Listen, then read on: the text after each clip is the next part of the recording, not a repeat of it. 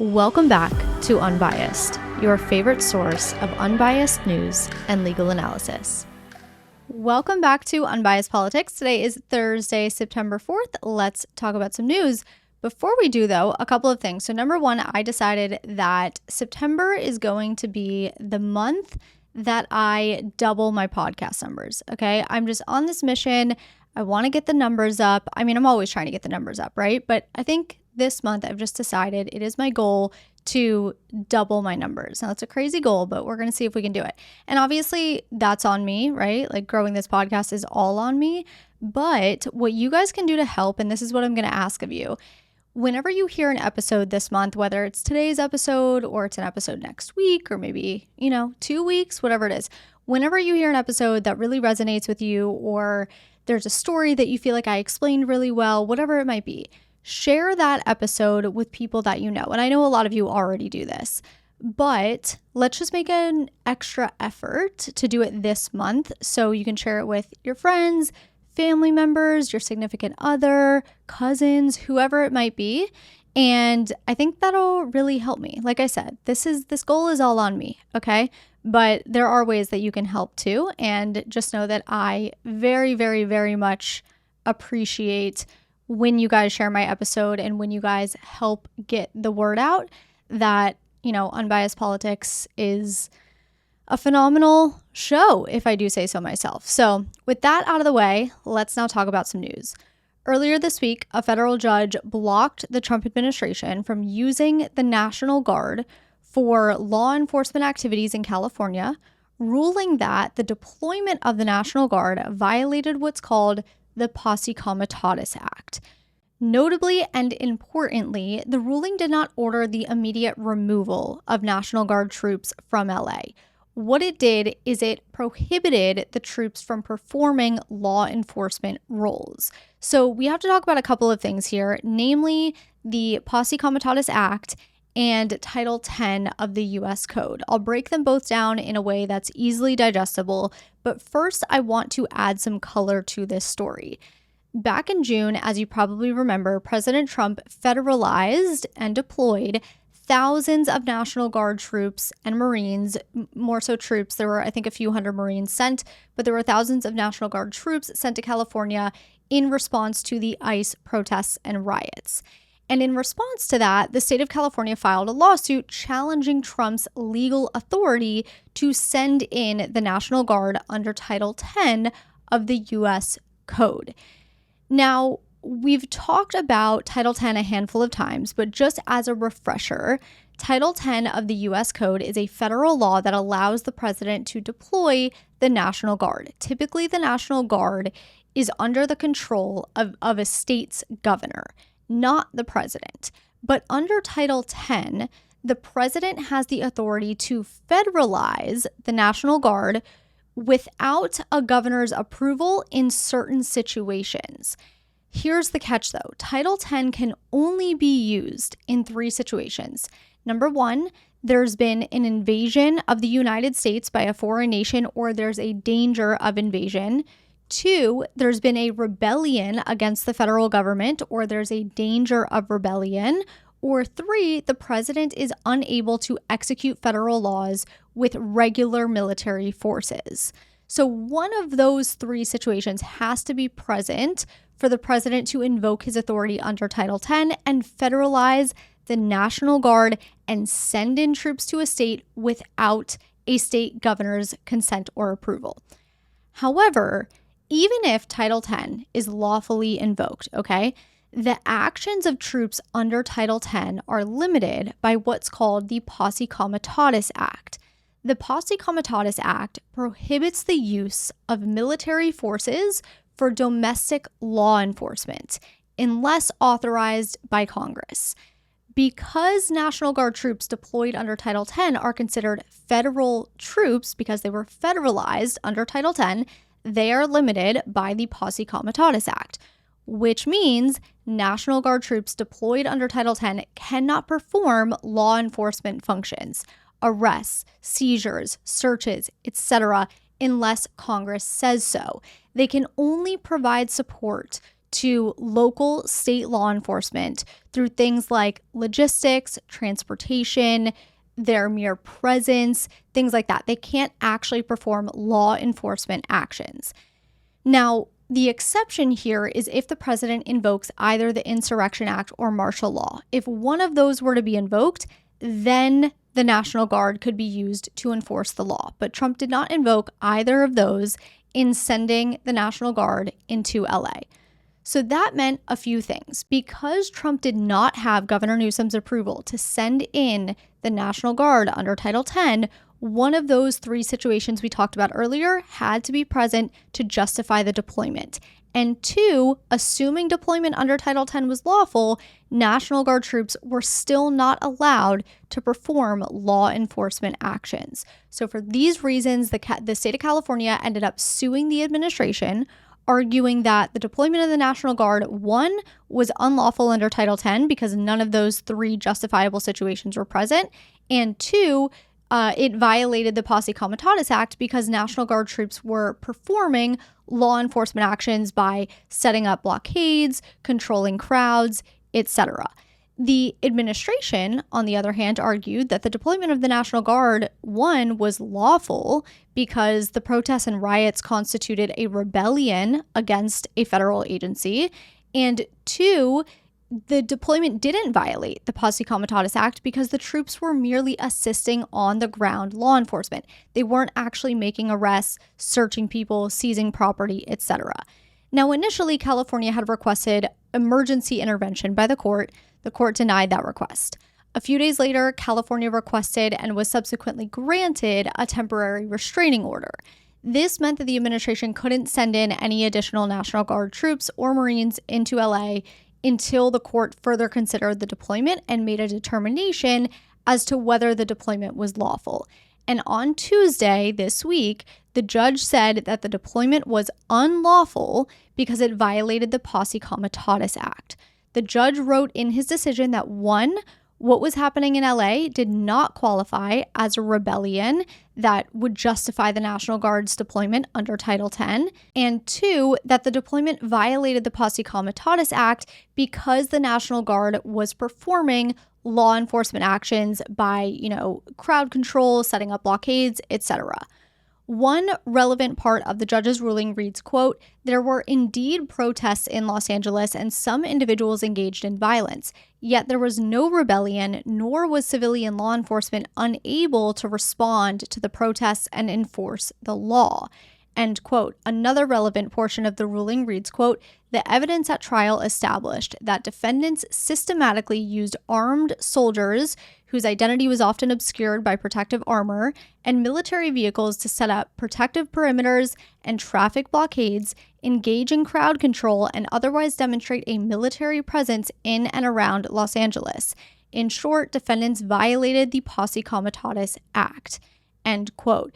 Now, the judge made clear in his decision that the Trump administration is now prohibited from deploying, ordering, instructing, training, or using the National Guard currently deployed in California and any other military troops deployed in California to execute the laws, including but not limited to engaging in arrests, apprehensions, searches, seizures, security patrols, traffic control, crowd control, riot control, evidence collection, interrogation, or acting as informants unless, Congress gives approval or it satisfies the requirements of a valid constitutional or statutory exception to the Posse Comitatus Act. Interestingly, the order also notes that the court may lack jurisdiction to block President Trump himself from performing his official duties as president. So the injunction actually only applies to Defense Secretary Hegseth and the Department of Defense, who are the other two defendants in this case. The court's Tuesday ruling, as I said, did not apply to the 300 National Guard troops that are still deployed in LA. Per the ruling, the 300 troops that are still in LA can remain in LA. They just cannot enforce the law.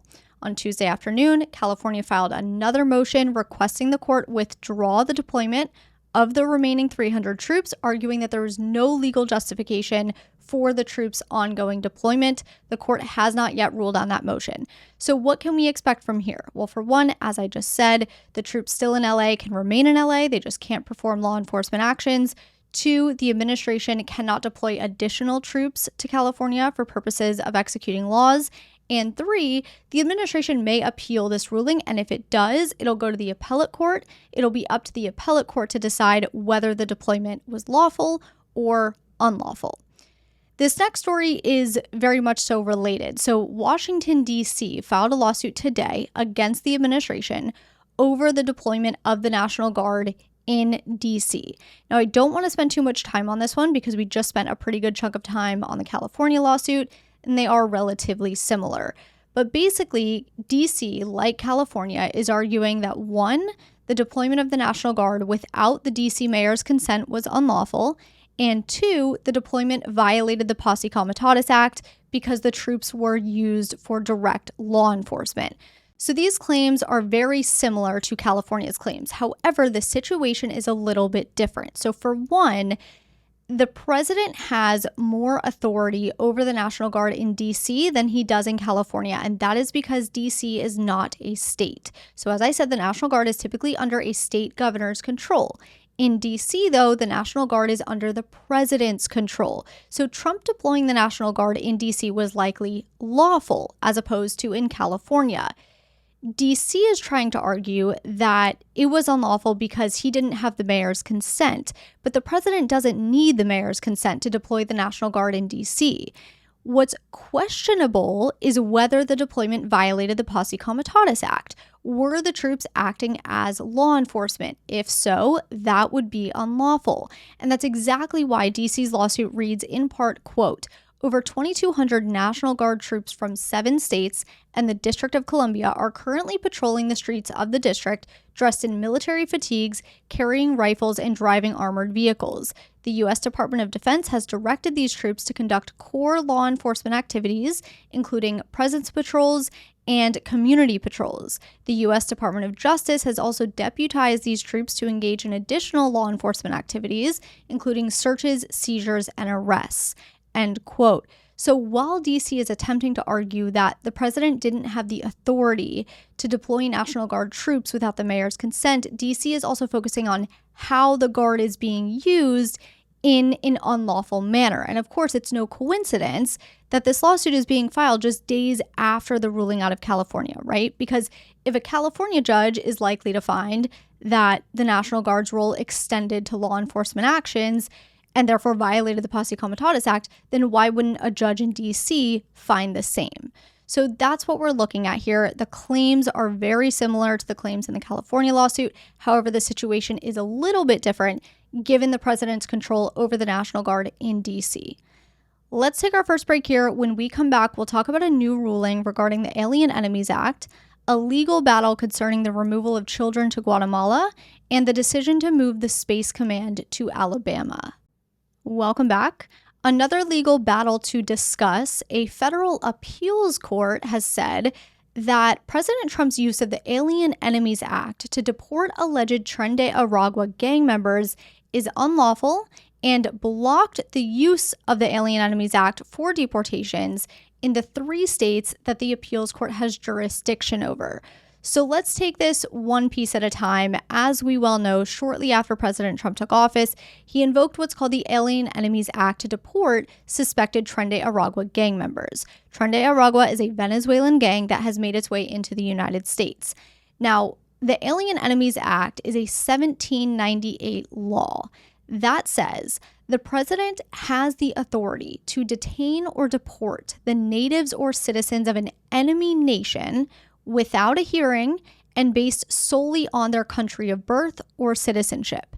But here's the thing, the president can only invoke the Alien Enemies Act in times of declared war or when a foreign nation threatens or undertakes an invasion or predatory incursion. The Alien Enemies Act has been used 3 times throughout history: the War of 1812, World War I, and World War II, all declared wars. So when the president invoked the Alien Enemies Act to deport suspected Tren de Aragua gang members, he basically said the U.S. has been invaded by the Tren de Aragua gang, and therefore he has the authority to deport any suspected Tren de Aragua gang member. So that's what the administration started doing, but the administration was sued. Pretty quickly, this issue went before the Supreme Court on an emergency basis, and the Supreme Court actually paused the use of the Alien Enemies Act for deportations while the lawsuit played out in the court below, and clarified that the administration was required to give deportees sufficient notice and an opportunity to challenge their removal. However, keep in mind that ruling from the Supreme Court was simply an emergency injunction, if you will. It wasn't a ruling on the merits of the case. The Supreme Court still has not yet considered the merits of this issue. However, now that we have a ruling from an appellate court, we just got it this week, it could very well go before the Supreme Court soon. So the main question here is, of course, what constitutes an invasion or predatory incursion? Because the answer will tell us whether the Tren de Aragua gang has sufficiently threatened or undertaken one of the two to justify the invocation of the Alien Enemies Act. In a divided 2-1 ruling, the Fifth Circuit Court of Appeals said that Trump cannot move forward with using the Alien Enemies Act to deport suspected Tren de Aragua gang members because illegal immigration or criminal gang activity, no matter how concerning, does not rise to the level of an invasion or predatory incursion by a foreign nation. That ruling reads in part, quote, "A country encouraging its residents and citizens to enter this country illegally is not the modern-day equivalent of sending an armed, organized force to occupy, to disrupt, or to otherwise harm the United States. There is no finding that this mass immigration was an armed, organized force or forces. It is an action that would have been possible when the Alien Enemies Act was written, and the Alien Enemies Act would not have covered it. The Alien Enemies Act does not apply today either." End quote. Note, too, that this ruling only applies to deportations in Texas, Louisiana, and Mississippi. Why? Well, we have 13 appellate circuits throughout the United States. Each appellate court has jurisdiction over the states in its circuit. In this case, the Fifth Circuit Court of Appeals only has jurisdiction over Texas, Louisiana, and Mississippi. So its ruling can only apply to those 3 states. Only the Supreme Court has jurisdiction over all 50 states. So from here, we'll likely see the administration take this issue to the Supreme Court. The Supreme Court will have to decide whether they want to hear the case. Okay, one more legal battle, and then we're done with lawsuits for today. Late last week, the Trump administration attempted to, quote-unquote, repatriate unaccompanied Guatemalan children, specifically children who arrived in the United States alone and are believed to not have parents living in the U.S. currently. The administration negotiated a deal with the Guatemalan government to return unaccompanied Guatemalan children over the weekend. However, at the 11th hour, a judge issued an emergency temporary restraining order blocking repatriation flights for 14 days with a follow-up hearing scheduled for September 10th. Before we dive further into this story, I want to clarify one thing that is an important aspect to the story. You may have noticed that when I said repatriate, when I first started this story, I put it in quotations. Here's why. There is a bit of a debate over the words repatriations and deportations. In immigration law, these two terms carry different legal meanings and consequences. Now, the administration has said that these returns are voluntary repatriations. However, immigration advocates argue that they are actually deportations. Deportation is a formal legal process where the government removes a non-citizen from the United States after determining that they are unlawfully present or otherwise removable under immigration law. Deportation requires due process, meaning notice and an opportunity to challenge one's removal. Children from certain countries are covered by a law called the Trafficking Victims Protection Reauthorization Act. This law gives them extra safeguards, screenings for trafficking, asylum eligibility, best interest of the child considerations, etc. So if an unaccompanied Guatemalan child is being deported, that child has to be processed through immigration courts before being sent back and is offered more safeguard protections than if the child is being repatriated. Okay, so now let's talk about repatriation. Repatriation is the voluntary return of a person to their country of origin. Consent is key here. The person must be agreeing to return. Another difference with repatriation is that it's typically done through agreements with other countries or humanitarian programs. Because repatriation is voluntary, it's not considered a deportation and therefore can bypass some of the legal safeguards, like those protections for children that we just talked about.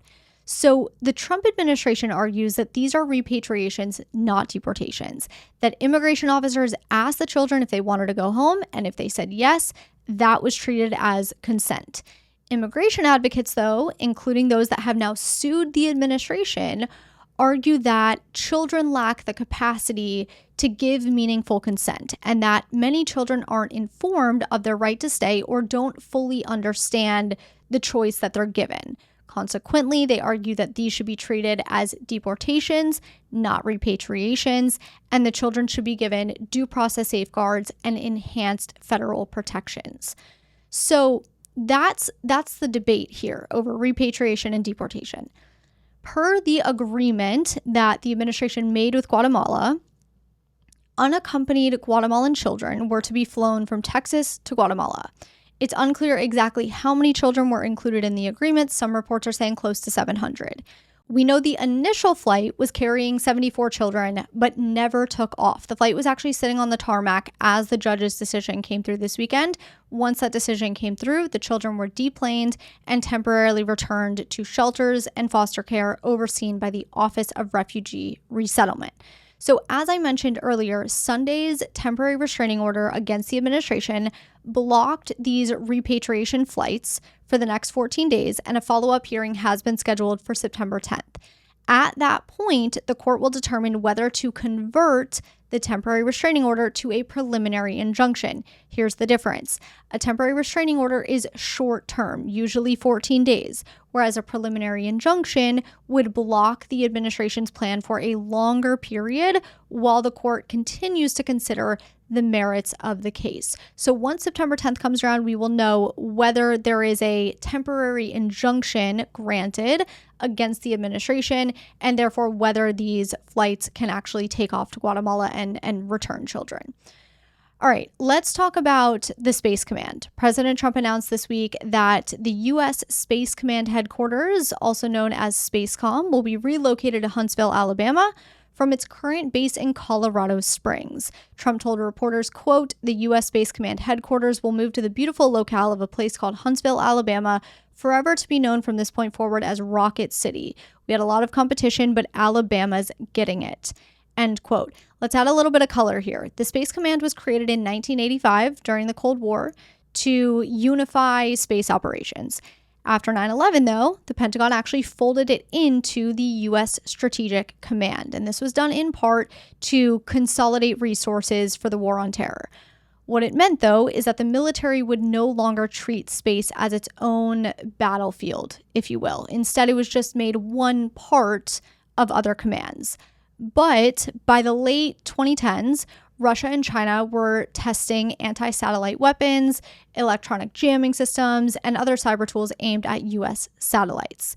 U.S. military leaders started to warn that space was no longer just a support domain for things like communication, GPS, and intelligence. It was now a potential battleground. So during Trump's first presidency in 2019, he signed an order reestablishing the U.S. Space Command. And its main goal was and still is to find ways to defend U.S. interests in space. Keep in mind, though, that there is a difference between the Space Force and the Space Command. The Space Force is a military service branch to build and train the forces. The Space Command is a combatant command to actually use those forces in operations. So today we're talking about the U.S. Space Command. When Trump reestablished the Space Command, it was set up at Peterson Air Force Base, now called Peterson Space Force Base, in Colorado Springs, which is actually where SpaceCom started in the 80s. However, when it was set up there in 2019, it was always meant to be a temporary headquarters until a permanent location was chosen. So between 2020 and 2021, the Air Force ran a review process to determine where that permanent location would be. In total, the Air Force evaluated 6 finalist states: Alabama, Colorado, Nebraska, New Mexico, Texas, and Florida. Each state was evaluated based on factors like infrastructure capacity, community support, Department of Defense cost considerations, and more. In 2021, in the final days of Trump's first term after the evaluation, the Air Force announced Huntsville, Alabama as its preferred site. The Air Force liked the lower costs and strong space infrastructure that already existed in Huntsville. However, shortly thereafter, the Government Accountability Office actually released a report saying that there were significant shortfalls in the Air Force's selection process. Not that Huntsville was unqualified, but the GAO questioned the methodology behind the selection and said the selection process lacked transparency. So in 2023, President Biden overturned the Trump administration's decision and kept the Spacecom headquarters in Colorado Springs. At the time, the Biden administration said that readiness and stability were both at stake if the command were to be moved. And that brings us to current day. President Trump says Spacecom will indeed now move to Huntsville, Alabama. Now, the location of the Spacecom headquarters has become highly politicized due to Alabama being a red state, Colorado being a blue state. And we know that politics did actually play a role, at least to some degree, in making the announcement. President Trump cited Colorado's mail-in voting system as one factor behind the relocation. He said, in part, quote, "The problem I have with Colorado, one of the big problems, is that they do mail-in voting. So they have automatically crooked elections, and we can't have that. When a state is for mail-in voting, that means they want dishonest elections. So that played a big factor," end quote. Outside of politics, though, Huntsville is home to the U.S. Army Space and Missile Defense Command, NASA's Marshall Space Flight Center, various defense contractors, and aerospace companies. It has a deeply rooted history in space. In fact, in the early 1950s, a German rocket scientist and his team were brought to the U.S. under Operation Paperclip and were stationed at Redstone Arsenal in Huntsville, where they ended up developing the Redstone rocket, which became the Army's first ballistic missile. The same team later developed multiple rockets, which ended up taking American astronauts to the moon during the Apollo program. And over time, Huntsville just built up a huge ecosystem around rockets and space exploration. Now, at the same time, Colorado Springs also has a long space history. It's been the center of U.S. military space operations for decades. It hosts NORAD, the Space Command upon creation, and until now, the Peterson Space Force Base, Shriver Space Force Base, the Cheyenne Mountain Complex, and these are all hubs for satellite control, missile warning, and space operations, right? Given Colorado Springs' history, some have argued that moving the headquarters could delay missions or disrupt command readiness, especially given the growing threats from China and Russia. To some, keeping Spacecom in Colorado Springs was seen as the safest, most stable option for national security. To others, the relocation is seen as potentially an opportunity to save money because of lower costs. It'll bring billions of dollars to Alabama, and it might cause a slight disruption, but it'll be worth it in the end because of the strong space-centered ecosystem that exists in the area. So that's a little bit about the debate between, the Huntsville location and the current Colorado Springs location, and kind of why that debate has become a bit political. Let's take our second and final break here. When we come back, we'll do quick hitters, rumor has it, and critical thinking. Welcome back. Let's run through some quick hitters. Florida's Surgeon General said this week that Florida will work to eliminate all vaccine mandates, arguing that such requirements are wrong and immoral.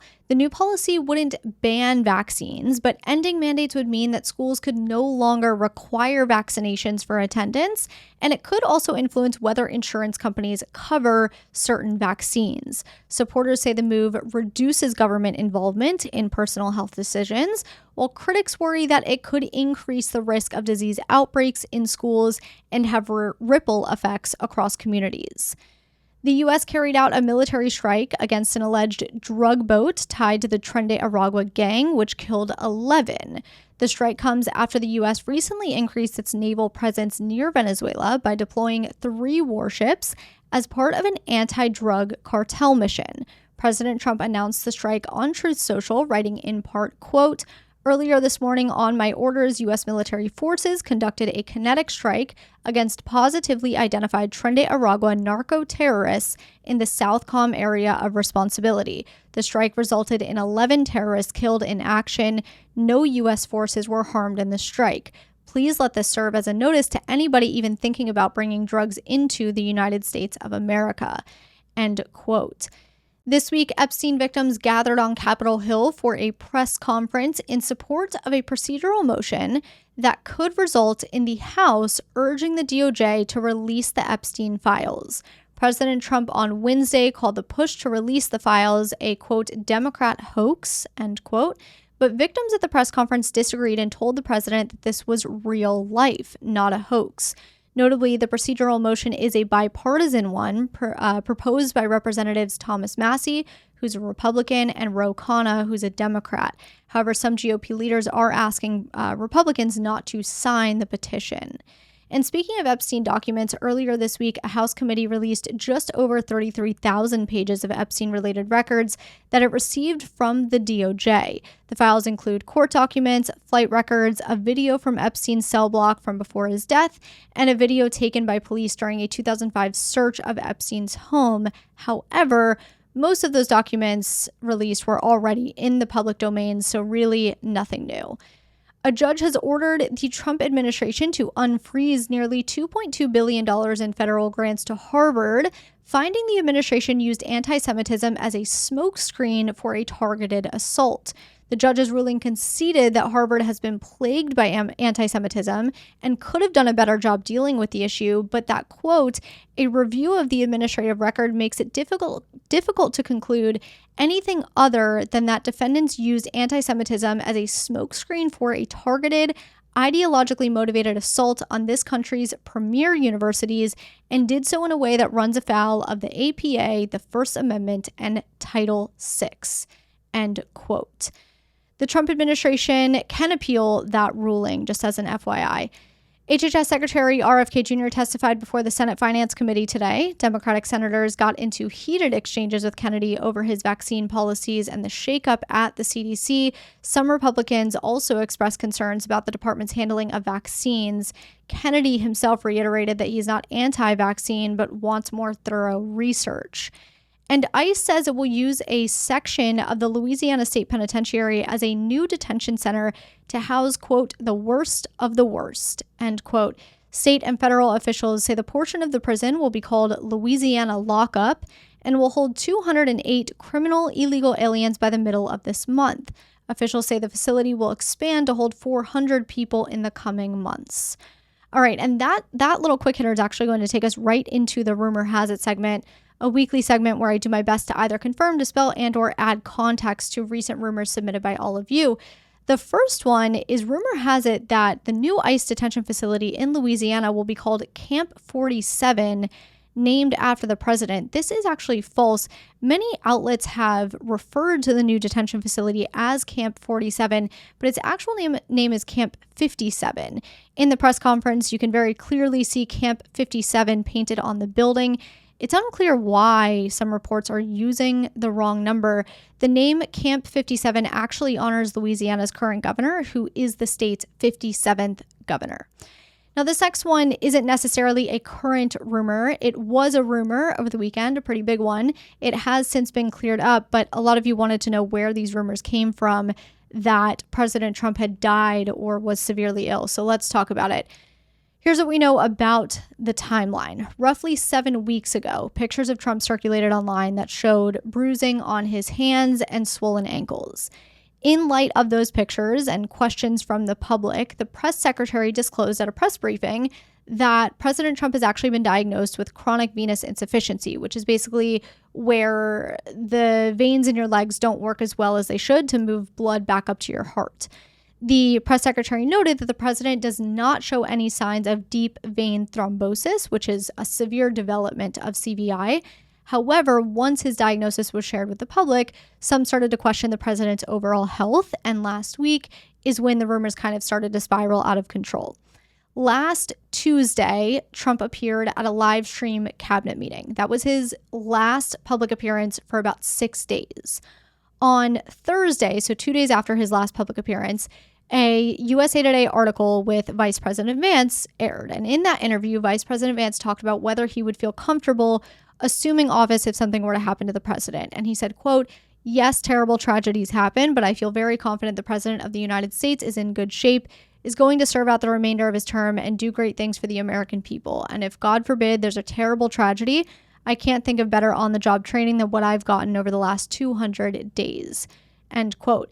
Importantly, in that same interview, Vance said the president was in, quote, "incredibly good health," end quote. However, a couple of other things happened that same day that triggered the rumors of Trump's death. So number one, the president had signed some executive orders that day, but there were no pictures or videos from that signing.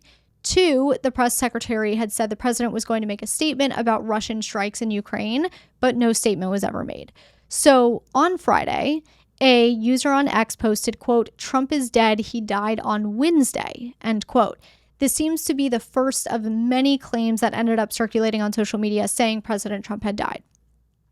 On Saturday, Getty Images published a picture of Trump at the Trump National Golf Club in Virginia, seemingly showing that Trump was alive and well, but claims quickly circulated that those pictures were actually old images. They weren't, but that's what the claims were saying.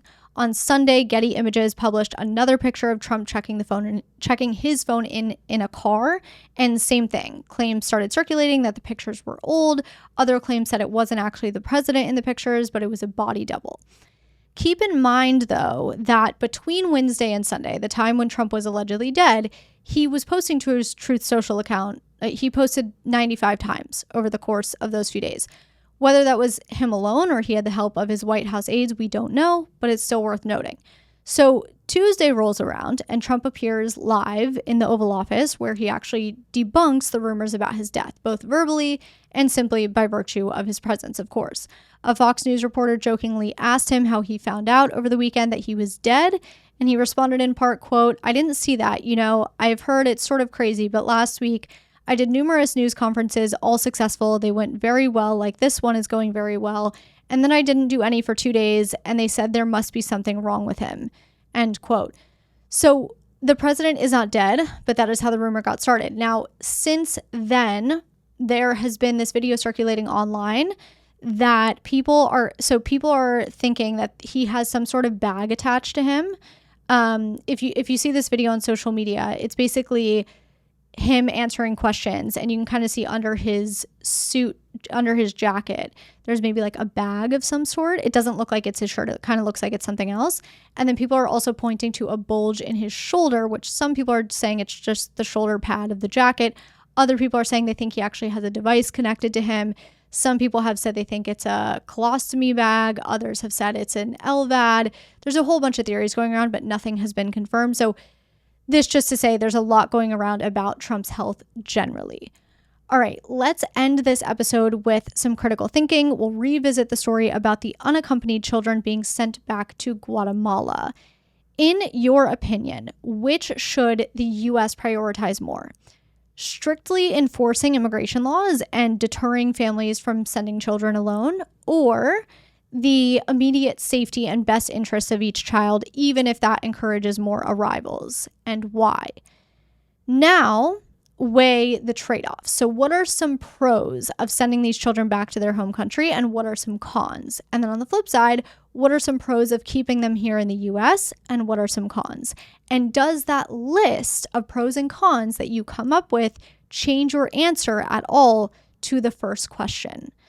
That is what I have for you today. Thank you so much for being here. Have a fantastic weekend. I do have a new newsletter going out tomorrow morning. You can always find that link in the episode show notes. It's free. It's quick hitters in politics, pop culture, health, business, and international news. So I cover a lot of genres. But like I said, you can always find that sign up link in the show notes. Have a fantastic weekend, and I will talk to you on Monday.